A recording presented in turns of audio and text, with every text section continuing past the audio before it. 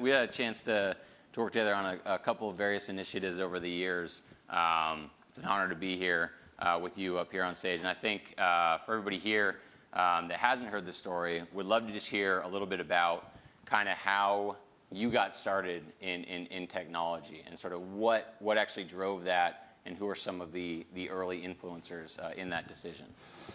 So very, very long story made short. I've always, since I've been a rookie in the league, I've always tried to look up to the older guys, and I had some really good vets. Like, I've been really fortunate to have some good veteran players from Aaron McKee, Kevin Ollie, Corliss Williamson, all the way to vets who had a lot of money, such as Elton Brand, who's here right now. So I've been very fortunate. Like, I don't think many people understand the importance of having good vets, and always try to emulate some of the things that they did. So I think it started with surrounding yourself with the right people, not just on the court, but off the court. And just fortunate to meet Rudy Klein-Thomas, and through a rookie that I had that I was helping out, and we kind of gravitated toward each other, and we started working together a little bit. And, you know, he was always telling me about, you know, understand what the bank does for you. You know, understand where your money goes at the bank. You know, understand how their fees work. You know, they make money off you regardless of if they make money for you or even if they lose money for you. So he said, you know, take the onus on yourself and try to invest yourself, you know, a little bit of money. So I started an E-Trade account. So everybody, please welcome Jaylen Brown. So we started an E-Trade account, and you know, with his help, you know, it wasn't all just me, but he helped me a lot pick some stocks, and then I picked a few of my own, and started me picking some things that I knew. And then he said, you know, venture out and start doing some research on things you don't know as well. And finding myself investing in some tech stocks. I remember Zynga was one of the stocks that we did really well on. And from there, we started investing in other tech stocks. And thinking about after a year or two, our returns were just crazy. And, you know, from there, you start diving a little bit deeper and says, you know, this is the money you made post-IPO. You know, what would the returns look like if you get into a company earlier? And that's when you start learning about seed rounds. And I start hearing about it, you know. So that led me to ultimately have an opportunity through free agency to pick what team I wanted to go to. And, you know, the basketball side and the business side was just on the up and up in this area, and it was pretty much perfect timing for me. So that's how it all started. Yeah. And Jaylen, we just got started, and sort of we're talking about how, you know, sort of you first sort of took an interest in technology, being kind of a new star and up and coming. Where did your interest in sort of technology business really sort of come from, and what are some of your early influencing factors in making that decision and that pursuit? For me, it was right here in the Bay. I interned at a VC called Base Ventures when I was in college, actually. So during the season, during the tournament, you know, after we had practice, I'll head over to office and take notes from different guys. And as soon as the season ended, you know, a lot of guys take off because they know they're going to the draft. I stayed here in the Bay and spent some more time with learning about education before investment, private equity, things like that. I actually went to a couple of pitches. It's a YC batch that they have, like I think it's every year, every 2 years, where a bunch of people come and present to venture capitalists and see who's the next one up and coming. And I got to sit in on some of those meetings. And some of the things that surprised me was a lot of those guys were the same age as me, like 21, yeah. 20, 22, and already making $2 to $3 million per year, you know, in revenue. So that was eye-opening for me because, like, I saw the similarities between basketball and technology and startups and investments. Because a lot of times they talk about one-and-done players and things like that. Like, yeah, my body's a startup. You know what I mean? I invested in it early, and I took the opportunity that I had, and it was really one of the smartest decisions I made. Yeah, yeah. And actually, talking about the Y Combinator, for anybody not familiar, one of the leading incubators and accelerators for all startups here in the Bay Area, and encourage just sort of throughout the day, if you're looking for opportunities to get involved and get started, just asking for those type of opportunities, I think, are great ways to really immerse yourself. I think, you know, sort of both mentioned the Bay Area, obviously living here, you know, having spent time here. You were both here last year. You know, curious to hear, you know, from last year, what did you take away last year? Did anything happen last year from whether it be an investment you're willing to share, a partnership, a relationship, or just a key takeaway, right? Like I think it's a testament to everybody in the room here today that last year had a lot of value. We hope today has similar, but what was a takeaway from last year that's sort of carried through to this year? I think for me, there was a lot of things, but what comes to mind off the top is we talked about content, and we spoke about the art of storytelling. And I think it was from Mav. Mav gave, when Mav came up, yeah. Maverick Carter came up, and he talked about the art of storytelling. He talked about a little bit about his journey starting at Nike and kind of learning the ropes from the inside and kind of taking that and turning that into his own ownership, not just working for someone, but working for, one of the top storytelling companies in the world. He's always said Nike is looked at as a footwear company. He said, no, it's a storytelling company. And you can kind of see the parallels from what he did with, or what the team of LeBron is doing right now with, they're telling a story with everything they're doing, from on the court to off the court with the school, and not just telling a story, but having impact within the story. They have their own production company. Obviously that move they made to LA, if you were paying close attention last year, you could kind of see everything rolling together with where they're at right now. So that's led me to really take a deep dive into the content space. And we have a CEO from a content company, Hooked, coming in, and I've been fortunate enough to invest in that company. And some of the things that, I don't know how far I can go with talking about that, but Fair enough. I think that conversation from last year kind of opened my eyes to, that content space is, it starts with, 10 seconds of your time, and then it can go into 20 minutes. So, that investment came after that conversation we had. So that was the biggest takeaway for me. Yeah, if I recall, actually, Maverick was if he had to describe himself, he was a storyteller, and that's what he prided himself on, and that's what he tries to do. And Jalen, from your perspective, what was the takeaway? For me, last year, just being a fly on the wall, hearing all the different stories, I think there was one kind of similar thing that everybody that shared, and it was they bet on themselves. Everybody took a risk in some sort of fashion with themselves to get to where they were. Yeah. And they were telling their stories, and that was one thing when I was sitting in the back that I jotted down. It was like if I'm a gambler, if I'm gonna take a risk, it's gonna be on myself. And that was one thing that I took away. And coming into this year, I took a risk. I didn't hire an agent, so I haven't hired an agent, and I've been kind of passing on a lot of things, like a lot of deals that's came my way, not because I wasn't ready or anything. It was just because I felt like, after this past season, I'll be in a better situation than I would be the year before. So it was a risk I took on myself, and it actually paid off. Seems to be working out all right. So hope it keeps going there. Andre, kind of at your stage as sort of a leader and a veteran, both on and off the court. I think everybody's very busy, but you're very busy as well in both sort of personal and professional pursuits. How do you sort of find that balance, and just talk a little bit about your approach to how you either prioritize or think about the people you surround yourself with, and how you approach sort of the different investment opportunities, the different partnership opportunities that sort of come your way, in your approach to particularly technology and investing?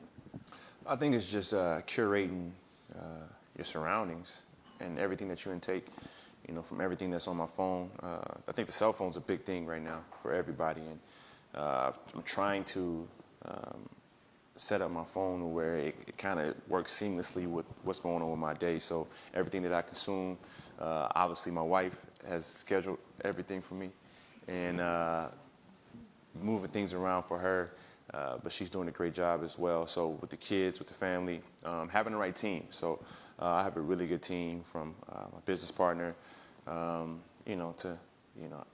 following his footsteps of kind of taking the responsibilities for, my brand and, the type of deals that I'm taking. So it's not just looking for an agent to do everything for me, but kind of taking everything into my own hands. So that was a huge conversation we had last year, as far as the role of an agent and how that's changing with the new age athlete. So Doing my homework.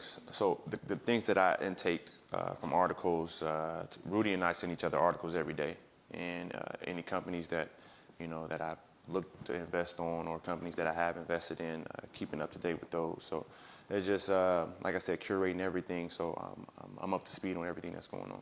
Yeah, yeah. And Jalen, sort of as your career is just getting started, what's similar about that approach? What's different? Sort of how do you think about how you focus your time, your energy, in evaluating new opportunities, and balancing sort of everything on the court, off the court? I think that's the key, is balance. I've experienced probably a short amount, you would say so, in my 21 years, but I've traveled to different countries. I just got back from Indonesia, and the technology out there is amazing. And they described it to me as a third world country. And I went out there, I think it's blowing any country in terms of like city-wise out of the water in terms of like technology that I've been to so far. So getting to see these different experiences and taking them in and bringing them back into my own practices and balancing it into my routine and things like that. I think that approach for me has worked, and like I have a lot more to see, I have a lot more to understand, I have a lot more to learn, but understanding like how things work, I think that's key to doing business, and understanding like education and stuff like that. Yeah. Speaking about sort of technologies and just taking in a lot, consuming a lot, what do you see actually as some of the most disrupting technologies right now? Either taking in the direction of things that are disrupting sports, the way we either play the game, engage, or consume the game, or if there's something else that's sort of really caught your attention or fascinating. What do you see as sort of some of the disrupting technologies that have captured your attention? I think social media has really disrupted sports. And you see sports is the only live content that's left, so it makes it the most valuable. Everything else can be recorded. You can fast forward through advertisements. So where do advertisers go now? They gravitate into sports because they know that's when people are locked in live, and at the same time people can have conversations about it. And there's this whole world around sports that is very valuable. And what I've learned is the voice of the fan has become larger than ever because of that, which on the financial side is really good for business. But as an athlete, it changes kind of your outlook and your approach on how, sort of you start to look at things differently. And this will be my 15th year in the league. So, my conspiracy theories always pop up, but I think it's something you try to embrace. When you embrace it, you see the value in it. I get approached a lot about doing different types of deals through social media, some good, some bad, and you have to embrace it. You can't fight it off because it's something that's only going to get bigger. Yeah, yeah. And I'm old. Yes, I'm old. Yeah, you couldn't see Jalen laugh when Andre said 15 years. So, and Jalen, what about yourself? What do you see? I think the online gambling, I think that is going to disrupt a lot of stuff. And I'm curious, it's trying to get going now. But I think the way, like you said, the live streaming of sports, now everybody's locked in now. I think when they kick in the online gambling apps and stuff like that, that's $1 billion industry. Hopefully the union can get a hold of it and we can get some BRI included. But that online gambling, I think, is going to disrupt a lot. Yeah, yeah. We actually have a panel later today on that exact topic, and I think you're spot on. So we're here today in Bloomberg's office. We're in Silicon Valley. Got a great room of folks here. What are you either currently investing in a new opportunity, or what would you like to be invested in? Like, I think we have a lot of great minds here in the room today and in the area. What are some of the things you're not working on directly, but you'd love to see? What are new opportunities, again, whether it's in the game or personally, that you love to see, technologists, entrepreneurs, sort of focusing on more? Are there ideas that you think are big opportunities that sort of either are just getting started, emerging areas, or sort of that you'd love to be more involved in and currently aren't? Well, for me personally, I think the education aspect. I know I've been involved with a few, but not directly, sort of indirectly. And you give your time here and there. There's a Hidden Genius project.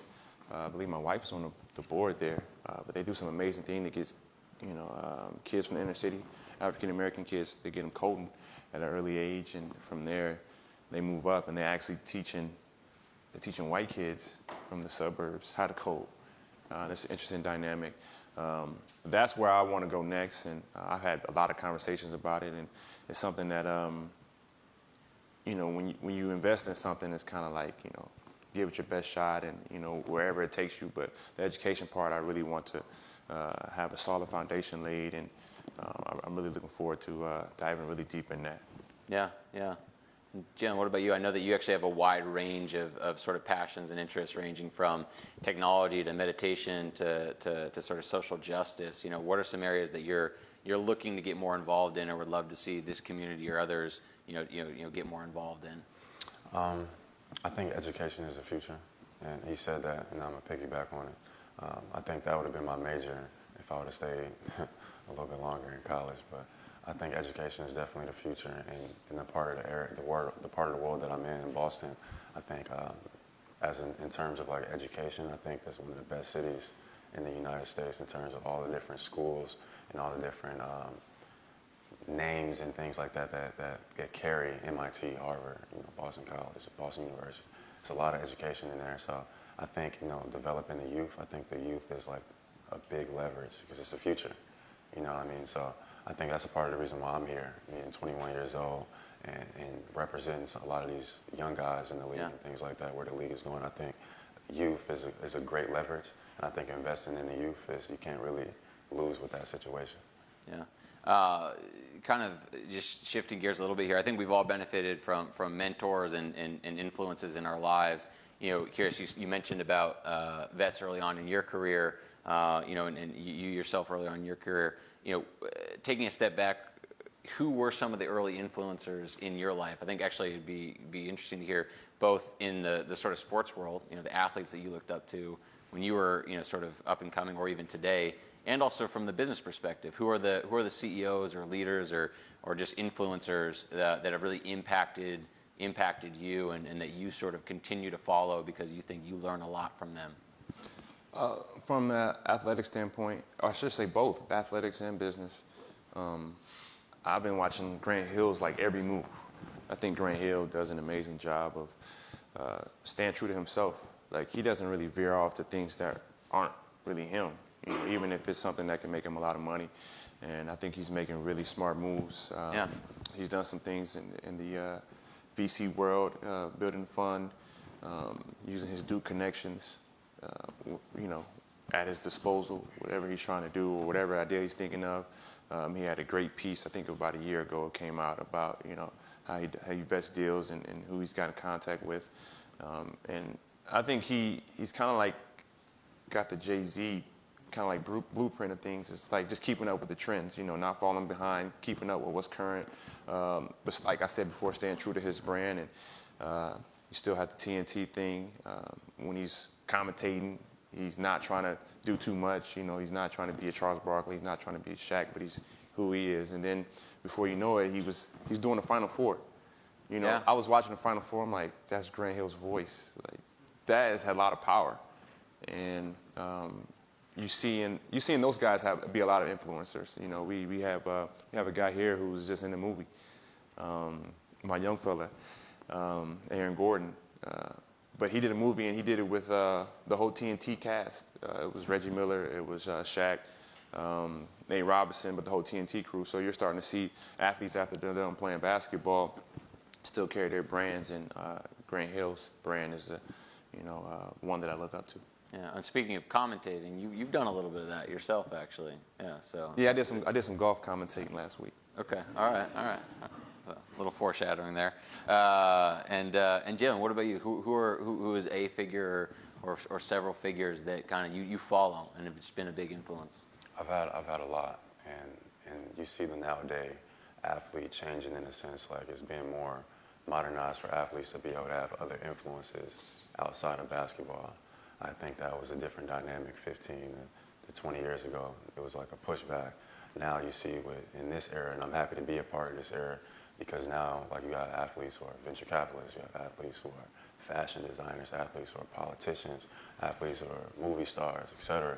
So for me in this generation, I've been influenced by a lot, like just people with multiple means of influence that haven't been put in like one box. Like Diddy is somebody I've had meetings with and I talked to throughout my career since I started, and he's kind of put the battery in my back in the sense that having multiple means of influence, like just being able to reach multiple crowds and being able to reach multiple brands of people, whether you're a basketball player, whether you're a VC, whether you're a fashion mogul, whether you're this or whether you're that. If a kid never see me play basketball, maybe he'll see me speak at Harvard. If a kid never see me speak at Harvard, maybe he'll see me play basketball or I was in a movie or something like that. Just being able to reach and multiple people and influence them in the right way. Yeah. No, I think it's last year, this year, I think to your point, 15 years ago, very different than today, and just in terms of how I think athletes view themselves and the world views athletes. And I think it's in the right direction. It's actually, I told this story last year, but Joe Montana, who's here today, the first time I had the honor of meeting him was through an investment opportunity at a startup I worked at. And that was the conversation. Of course, it's always fun to share time with a legend, but that conversation I think is changing more and more. And I think it's great to sort of see the testament to everybody who's taking the time here today to see how those communities can come together. I think sort of as this season comes about and sort of this off season comes to a close, just curious to hear a little bit about what do you hope to accomplish both sort of in your playing career and outside on and off the court over the next year. Is there a focus area, something that you are trying to build on over the next year? I'm trying to get a ring.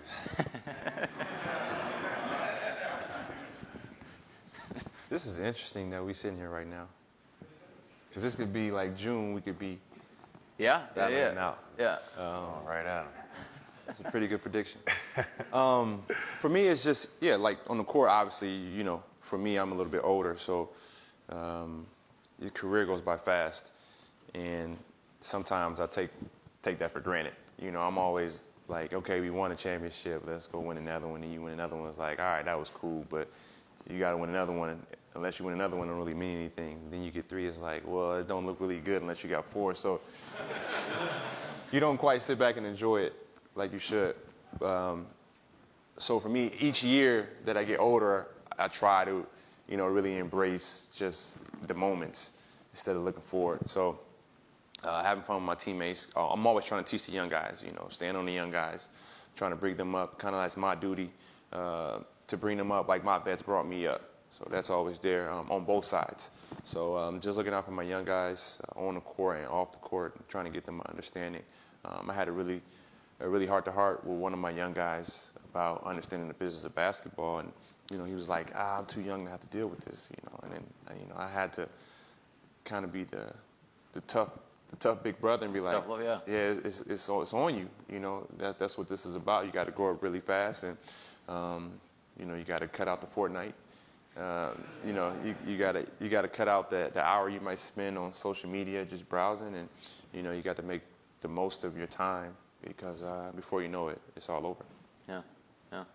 Yeah, just to piggyback off what he said, like you have to use your leverage while you got it, and that's a part of the reason why I tried to start early. Not in the sense that I'm doing too much, but I think I'm just doing just enough to continue to focus on what my main objective is, and that's basketball. But also, build a brand and also, build a paper trail. So when I do step back from the game, it's not like I got to start over from the start. I got something already built and something already in work. Funny quick story though, actually, I don't know if you remember this. I think I was 16. I remember. I was 16 at the NBA camp. I hated that camp too. And AI was my coach. He was the coach for the camp. And I remember, we was playing bad, but I kept playing hard. And he pulled me to the side and he was like, you keep playing hard like that. He was like, you might be all right, is what he said. Yeah. He said that to me. And it didn't mean a lot for him, but like as a 16-year-old kid, that carried a lot of weight. And I actually seen him at the finals when I was in college. And he was like, he came, I haven't seen him since.